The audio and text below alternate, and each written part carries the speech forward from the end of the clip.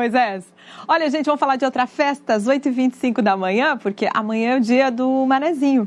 E hoje a gente leva você que está assistindo ao SC no ar para provar uma outra delícia, café da manhã típico de Florianópolis, bem tradicional, Lucas.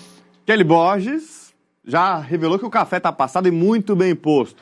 Os manezinhos, ó, comemoram, hein, Kelly Borges? Eu não paro de rir nessa mesa, viu? Que divertido que tá essa manhã aqui com esses manezinhos. Eu até perguntei, já vou começar, né? Eu, esse mês, completo 1 ano aqui na capital. Eu tenho condições de ser manezinha? Já tenho o teu mané card, né? Sabendo algumas expressões em manezês, por exemplo, né? Tendo buciquinha em casa, já ter visto pamboquinha acesa. Pergunta pra dona Diquinha se ela é do tempo da luz da pomboca. É uma coisa que pra gente é uma referência no mundo manezinho. Eu não sei do que você tá falando. O que é isso? Pomboca? O que é, dona Diquinha? Pomboca era uma coisa de alumínio, lata. Era assim, né? E aí em cima fazia um negocinho com paninho. Um paninho, com uma latinha redonda assim. Fazia assim, né? Isso aqui era a pomboca. Aqui botava uma pecinha para botar uma torcida de algodão. Botava a torcida aqui dentro, botava óleo de peixe, porque não tinha querosene nessa época. Pra que servia? Pra que servia? Para iluminar a casa. Para iluminar a casa. Então, no tempo da luz da pomboca, quando uma coisa é muito antiga, a gente usava a pomboquinha. Pomboquinha, pomboca em pombocão. Dependendo do tamanho da necessidade de iluminação, né? Agora, todas essas histórias que a dona Diquinha está até comentando com a gente, ela grava, a Roseli faz as filmagens e divulga na rede social para contar justamente toda essa cultura aqui da capital. Roseli, esse café da manhã também faz parte da cultura, né? Tradicionalíssimo aqui. Bijuzinho, polenta, broa, que é bem diferente, inclusive, a diversidade das regiões. Ontem à noite para hoje, a rosca, tudo feito aqui na casa da dona Diquinha. A rosca, inclusive, estava cheirando na hora que a gente chegou. Tava, né, mãe? Rosquinha. A minha sogra, as filhas, tudo faziam rosca para vender. E a senhora fazia quantas? Eu fazia 30, 25, 30, porque o forno só cabia isso aí. Era o forno de lenha lá fora. E durava quanto tempo essas roscas, dona Diquinha? Eu tinha minha filha que tinha um namorado, ele vinha aqui, eu estava fazendo a rosca, né? A rosca. De noite, de tarde, ele dizia, dona Diquinha, que dei a rosca. Meu filho, já comeram tudo, os filhos. Ficava só no cheiro. Roseli, por que é tão tradicional esses alimentos, né, no café da manhã de vocês aqui? Porque eram alimentos que geralmente, né, o produto vinha do próprio quintal, do próprio engenho, das casas. Antigamente a gente não tinha padaria, não tinha lugares que produziam as coisas para nos fornecer. Nós mesmo é que tínhamos que fazer. Então, fazíamos o beiju, o cuscuz, do engenho de farinha, né, da própria farinha de mandioca. A banana a gente colhia no quintal, a batata doce a gente plantava, né? O próprio polvilho era feito no engenho de farinha, depois para fazer a broa. Então, era tudo muito natural daquilo que a gente tinha de produção. Café era torrado em casa. Café torrado em casa, cafezinho não pode faltar, né? Agora, deixa eu aproveitar e perguntar, porque quando a gente fala de manezinho, o que significa isso? Boa. Vocês devem estranhar em outros lugares, para quem não é de Floripa, né? Como que vocês... Eu vou só interromper rapidinho. A diversidade é muito grande e eu acho que isso é muito rico. Em Minas, por exemplo, tem 2 significados. Um que não é nada legal, então eu não vou nem dizer aqui, mas o mané é uma pessoa não legal. Ou então o mané pelado, que é um bolo de mandioca. E aqui, por que manezinho? Seria, no manezês, né, o mazanz, o tanso, o tolo, ou seja, alguém que não é inteligente. Era um termo pejorativo para quem era do centro da cidade e estudava, se referia ao mané do interior, aqui como o caso da armação, como alguém que não era inteligente. Então, com o tempo, a gente conseguiu transformar esse termo, principalmente a partir do Franklin Cascais, que vinha a armação, Ribeirão, governador Tasso Ramos, e dizia, peraí, essa turma tem história. Nós temos que valorizar esse povo primeiro. Depois se criou o troféu, Manezinho da Ilha, lá nos anos 80. E por último, um fenômeno que todo mundo conhece, né? O Guga Kirten, que daí ser Manezinho foi um motivo de orgulho. Então, para a dona Diquinha, para o meu avô aqui, que também tem 100 anos, era um motivo de vergonha. Hoje a gente consegue transformar isso e por isso, aqui, em Floripa é o único lugar do Brasil que ser mané é motivo de orgulho. E o que não pode faltar na vida de um manezinho? E o pirão d'água, né, com peixe. Que a outra só pensa em comida, já pensou na gastronomia. O pirão d'água, uma tainha escalada, a dona Diquinha faz assim, uma tainha escalada, que é uma beleza, né? Escalou muito peixe, né, mãe? Pescou muito, foi da maricultura, né? O caminhão levou o peixe, ficou uma lancha cheia que não deu o caminhão levar.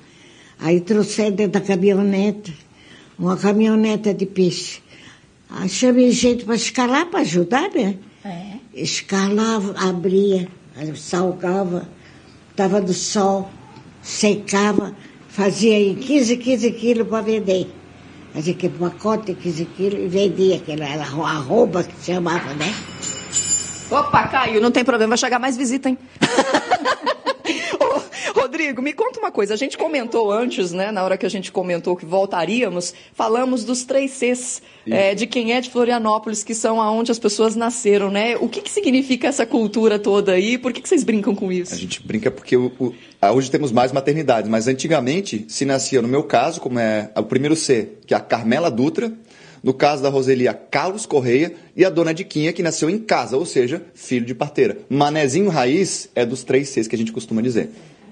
Você me contou também, a gente falou do pescado, que é uma tradição, a gente está na época da tainha agora, né? Tem muitos pescadores aqui na capital, são 1.500, 60 ranchos espalhados. Tem também toda uma história aí de unificação de culturas, de conhecimentos, que é isso que a gente acaba fazendo e estamos fazendo mais uma vez agora, mostrando essa tradição daqui, né? Como é que começou tudo isso? É importante a gente mensurar por que o dia do manezinho, que é comemorado nesse sábado, acontece em junho. E ele tem a ver com isso que a gente está vendo agora, que é fartura. Por quê? Porque vocês estavam dizendo, no período de tainha, havia muita. Era o período que o manezinho conseguia pagar suas contas, né? Pegava na venda, trocava algumas coisas. Então, essa fartura que vem do alimento, da tainha, dá para o período de farinhada, que é esse período, festa do divino. Então, esse período aí que vai de maio até junho, julho às vezes, é o momento de muito alimento, e por isso que a gente comemora nesse período o dia do manezinho. Por que não em outubro? Por que não em janeiro? Então, para a gente, esse momento é muito sagrado, né? É um momento que se compartilha o peixe, o alimento, a alegria, a abundância. Então, para a gente é muito simbólico isso, né? Eu já ouvi dizer por aí, eu não sei, agora você me disse se é verdade, se é mentira, se existe isso. Mané urbano, mané não sei do quê, umas diferenciações assim, existe isso ou manezinho é manezinho? Manezinho é manezinho. Manezinho é quem nasceu aqui, quem escolheu Floripa para morar, é quem vive as tradições, é quem gosta de boi de mamão, de uma renda de birro, né?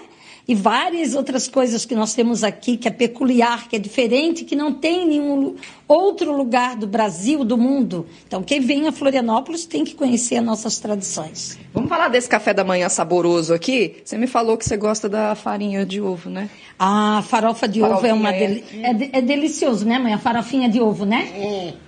Muito Essas bom. receitas, inclusive, estão no canal da Dona Diquinha. A Dona Diquinha tem o canal Memórias da Dona Diquinha, que a gente grava um monte de coisa, né, mãe? De história, né? A gente grava as histórias, tem as receitas, tem a receita da rosca, tem a receita da broa, tem a receita do bolinho na folha da bananeira, que é uma delícia, e um monte de gastronomia. Memórias da Dona Diquinha, canal de YouTube. Vamos falar um pouco da história? Bora, Dali. Vai, como diz o manezinho, vamos dar-lhe para não tomar.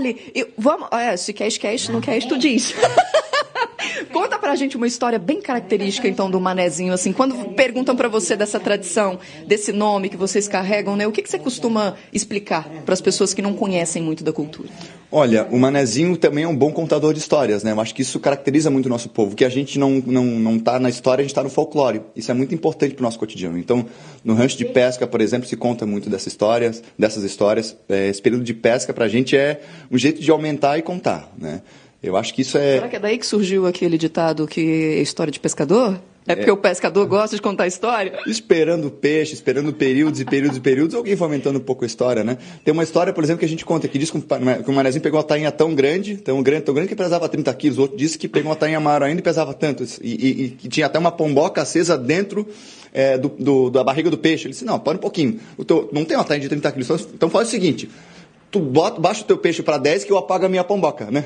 Então, esse tipo de coisa a gente vai criando no imaginário. É muito importante, né? Isso a gente está falando de sabedoria popular. Né? Não é só o que está no livro, na história, na pesquisa. Isso ajuda na formação, na documentação, mas é esse saber popular que faz a diferença no cotidiano do manezinho. Se a gente não contar a história, alguma coisa está errada.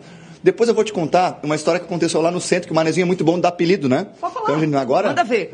Olha, diz que veio um cara para a cidade e que ele conheceu assim, ele sabia que o manezinho tinha uma fama de dar apelido assim que a pessoa chegava. E ele se hospedou num hotel que ficava do lado da catedral. Cada horinha ele pegava, baixava, abria a cortina e olhava no relógio da catedral assim, 3 da tarde. Daqui a pouco ele pegava, abria a cortina, 4 da tarde. Ele falou, bom, tô aqui trancadinho no hotel, ninguém me deu apelido, né? Quando ele saiu, se for pegar um táxi, vou dar uma volta, aí chegou o taxista e perguntou a ele, ô seu Cuco, para onde é que o senhor quer ir hoje? Ou seja, ele deu uma ideia, percebeu que o cara estava observando lá em cima, então a gente tem uma característica de dar apelido, e isso é uma coisa que o manezinho faz muito bem, né, Roseli? É verdade. Bom, a gente está com o prazo, infelizmente, acabando, mas a gente vai curtir esse momento aqui agora, a gente vai fazer o que é mais gostoso no café da manhã. A senhora quer falar, dona Diquinha? A mãe quer contar uma história do café. Nós tínhamos, atrás desse morro, tinha uma chácara de café, sabe?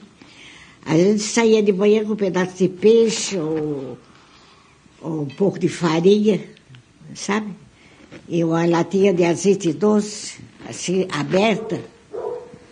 Lá a gente botava assar no espeto, assim, o peixe que estava escaladinho, assim. Ai, delícia! Assava. E tu comia com café cabeludo. A latinha do azeite doce fazia o café ali dentro, depois deixava sentar o pão de café no fundo, escorria o café na canequinha para tomar com farinha e peixe assado, ou a batata cozida, que já plantava lá no morro mesmo, lá do perto do cafezal, tinha uma roça de batata e ela arrancava a batata, cada batata bonita. Assim.